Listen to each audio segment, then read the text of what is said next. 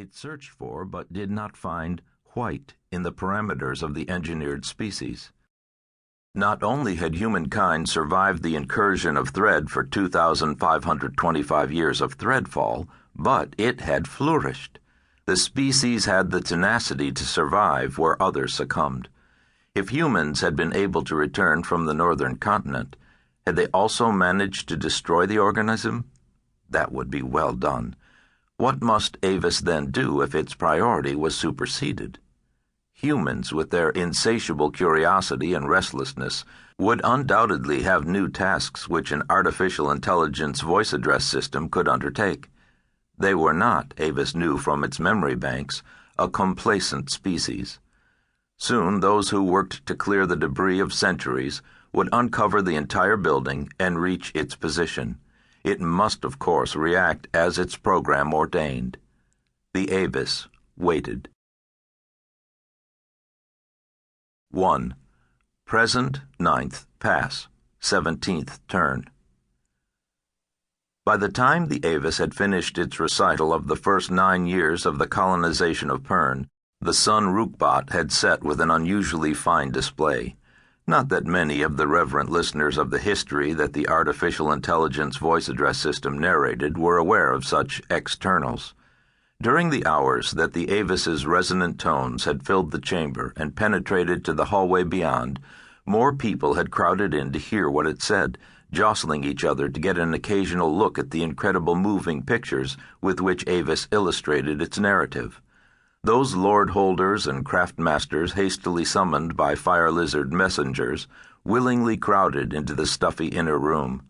Lord Jackson of Ruatha had asked his white dragon Ruth to summon the Benden Weyrleaders, so they were the first to join the Masterharper Robinton and Mastersmith Fanderel.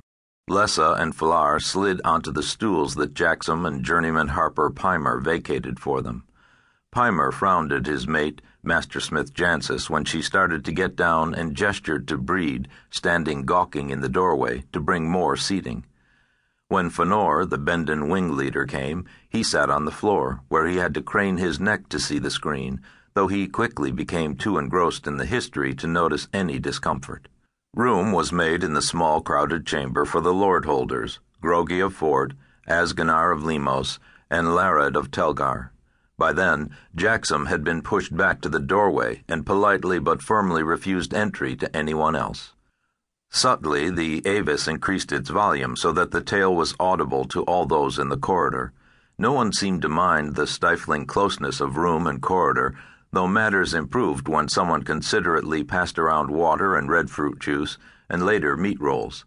Someone also had the foresight to open as many of the windows in the building as possible, thus circulating some air down the corridor, though little enough reached the Avis chamber. The final message received by this facility from Captain Caroon was to confirm that Fort Hold was operational. This message was logged in at 1700, 4th day of the 10th month, 11th year after landing. When the Avis ceased speaking, there was a profound and awed silence, finally broken by small scufflings as people shifted, almost apologetically, from long-held positions. A few polite coughs were quickly muffled. Feeling it incumbent on him to make some response to these historic and unexpected revelations, the Masterharper cleared his throat. "We are deeply indebted to you, Avis, for this amazing tale." Robinton spoke with deep humility and respect. A murmur of agreement circulated room and corridor.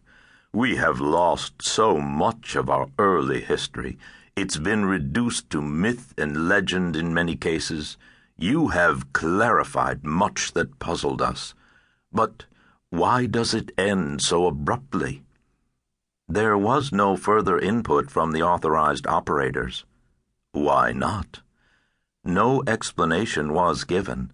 Failing prior instructions, this facility continued observations until the solar panels became clogged and power was reduced to the minimum needed to retain core integrity.